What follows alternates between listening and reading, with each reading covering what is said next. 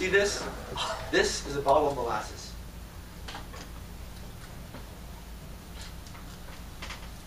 When I say molasses, what does that make you think of? A tree. Anything else? Slow. When I think of molasses, I think of the school network because it's just slow and downright messy.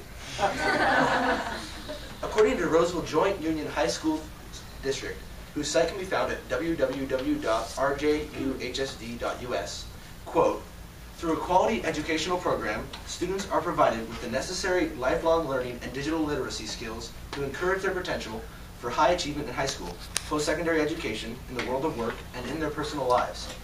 Within the next 3 to 5 years, the world will be provided with an even wider array of technological resources, including influencing education in ways never before experienced. The challenge will be to harness new opportunities in the face of unprecedented economic and structural challenges within our state. End quote. That's the challenge? Maybe for Roseville.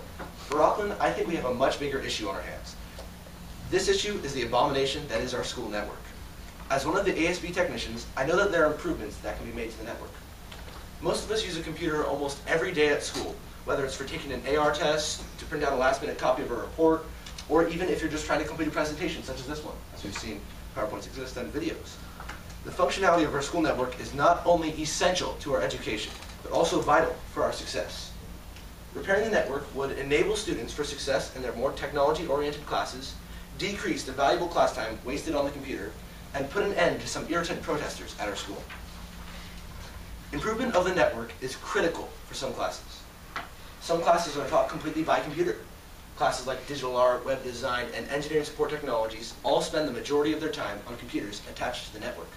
The functionality of these machines is vital to the success of students.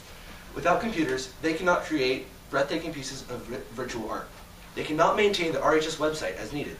They cannot design virtual machines using only their imagination. They cannot synthesize real-world objects with computer-run machines. The effect of the network going down on these classes is monumental. Lost time, lost work, and lost confidence are all side effects of this horrible extraneous event.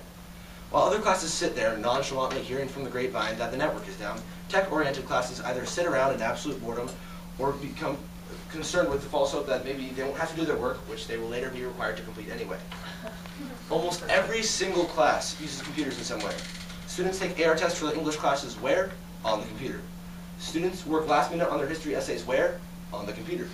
Students give PowerPoint presentations for numerous classes where? On the computer. Every class uses computers in some way. Improvement of the network would increase the efficiency of class time. A faster network would decrease startup times, one of the most time-wasting situations in class, more so than when a teacher decides to hand out each paper to each student individually, is when you have to go and turn on the computer. Why? Is it because the computer is too old and takes forever to load? Is it because the hardware installed is flawed or broken? Is it because the computer decides how long it takes to log you in? No. The problem is not the computer, nor is it the hardware, nor is it the ancientness of our archaic PCs. It is the network. The network makes the PC seem old. The network makes the hardware seem flawed. The network makes the login process seem interminable. If the network was fixed, startup times would not be an issue. Computers would take minutes to boot, instead of what feels like hours. Over the year, this would save countless hours of precious class time and make current classes far more efficient. Now, some people would take the point of arguing that there's nothing we can really do to fix the network. These people usually represent the Rockland Unified School District. They would say that in every form of the word that the network is unsalvageable. The only thing we can do is continually fix bugs as they become more apparent. On the Rockland Unified School District site, which can be found at the domain www.rockland.k12.ca.us, they emphasize their desire to, quote, turn our existing outdated computers into dumb terminals extending their life. Improving the network is possible, in my opinion, but not the way they want to improve it. This solution that they have, while eventually accomplishable, is both infeasible and ineffective. As time goes on, better and better technology will just keep being developed. The influx of technology will overpower the old network. The board's solution does not work with their current setup.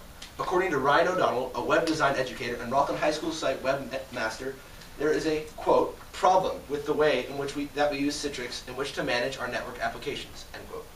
Usually, the computer itself is not the issue. It's the slow and lag-inducing Citrix program that is used to run Microsoft Office throughout the school. In order for the plan to work, the program itself would have to be fixed, which is no small feat. Fixing a computer is one thing. Fixing a program that is used to interconnect this many computers, that is a whole other problem. Mr. O'Donnell also believes that, quote, there is a mismanagement of how technology is viewed in the district in terms of philosophy of control as opposed to assistance. Because of their lack of experience as educators, the IT managers cannot make decisions that are the best fit for the teachers. The district is currently too focused on corralling students from the vast unknown of the World Wide Web and needs to instead shift its focus towards asking, as Mr. O'Donnell so aptly put it, quote, what are ways that the technological tools that we use can benefit student learning? Other solutions have been proposed. While talking with Ryan O'Donnell, he mentioned a creative opportunity that was wasted. Rockland High School was part of the Google Apps for Education program. This revolutionary setup involved using programs built into Google Apps instead of Microsoft Office for almost everything. The change would not be instant, obviously. Microsoft would remain a very integral part of the system for those who cannot shift to the new programs yet. But as time passes on, perhaps Microsoft Office can become a thing of the past, and we can abandon the citric issues altogether. This idea was like a dream come true, except for one thing: the continuing lack of educators' input on the management of such programs. Because of their inability to get their opinions out, multiple logins were created for each teacher, and the solution has become more of a problem than it was worth. Perhaps if educators were able to get their opinion out, we would be using Google right now. The network must be fixed. To appease students and technology-oriented classes, the network must be fixed. To increase the efficiency of students, the network must be fixed. To put all the rumors to rest, the network must be fixed. What value is there in forcing students in tech classes to underachieve? Why should students be forced to wait for extended periods of time just to get their computers loaded? How come we don't try any of these brilliant alternative programs and put this problem to rest? If you think the network needs fixing, call the district office. Your computer probably would have just finished loading right now. Congratulations. Have fun opening Microsoft Word. Can I get an amen? Amen!